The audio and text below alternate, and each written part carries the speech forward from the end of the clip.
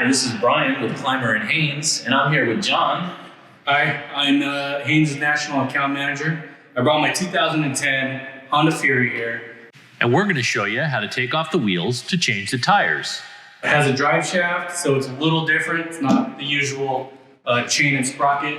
So we're here to teach you more. Now, unfortunately, we have to take the whole exhaust system off to get at the axle nuts, but that's fairly typical on a cruiser like this. So we'll do a time lapse to speed it up so we don't bore you.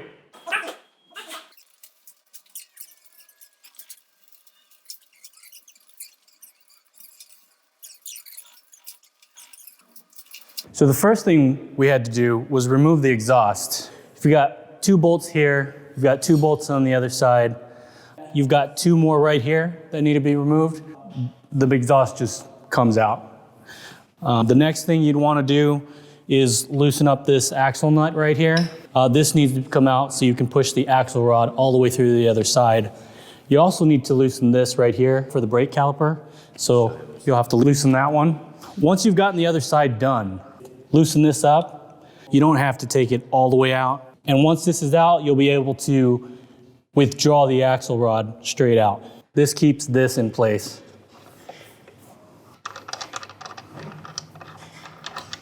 Be careful not to lose the washer that goes with it. Then we'll take a piece of wood and the hammer so it knocks the axle rod enough that you can pull it out. We don't want to use just the hammer because it could damage the threads around it.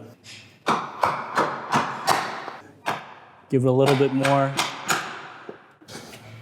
You might need to prop up the tire a little bit.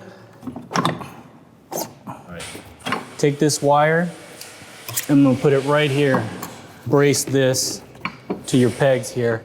That'll protect the line from getting twisted and turned and possibly damaged.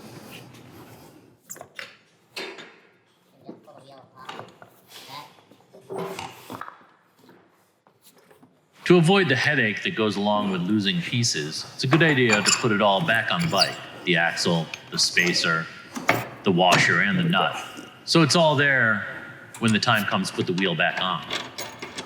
These splines interface with the final drive, so make sure there's grease on them when you put it back together. And never lay the wheel on the splines or they may get damaged.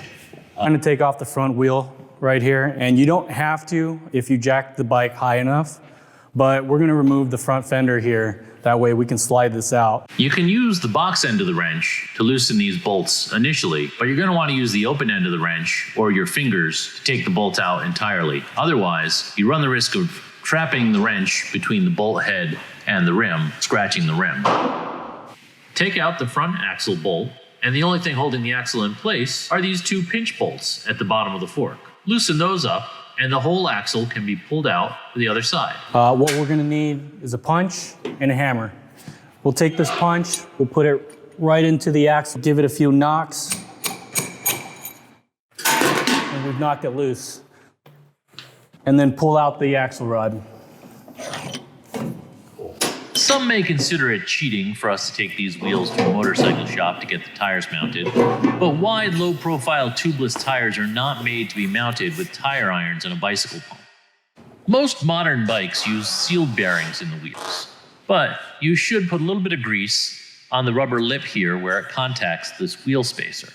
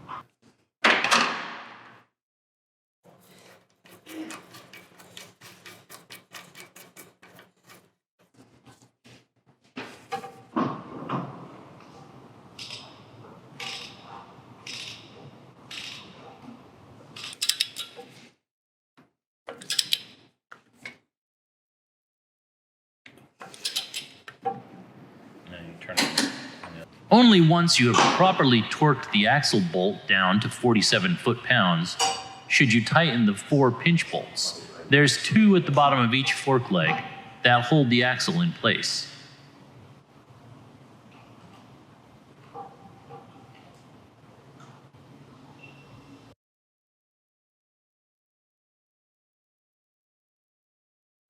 Take note, guys, we ran into a little snag.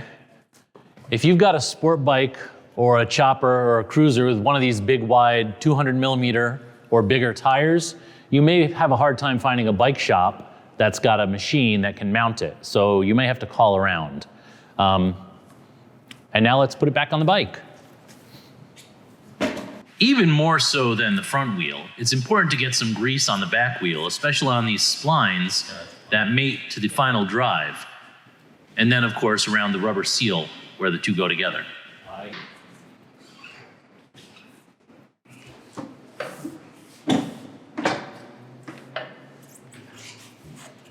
You may find it helpful to have a friend who can lift the wheel into exactly the right position to slide it onto the final drive splines. Or just a block of wood that's exactly the right height will do the same job. Then gently tap the axle through till it just barely protrudes, and reposition the caliper mounting bracket between the spacer and the swing arm. Then finish driving it all the way through. There we go. Put the axle nut back in place and tighten it finger tight. Don't forget the washer that goes behind it. It's important that the axle nut be tightened to the proper torque and not over-tightened, which is quite a bit.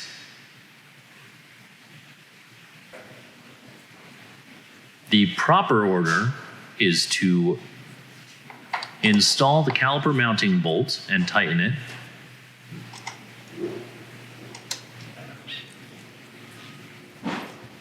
Then tighten the axle.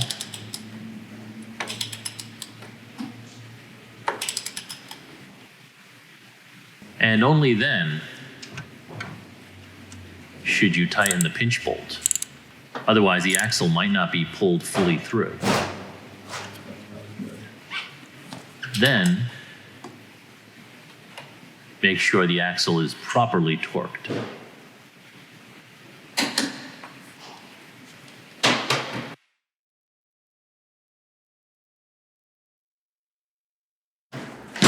And that's all there is to it. 2 important things to remember though.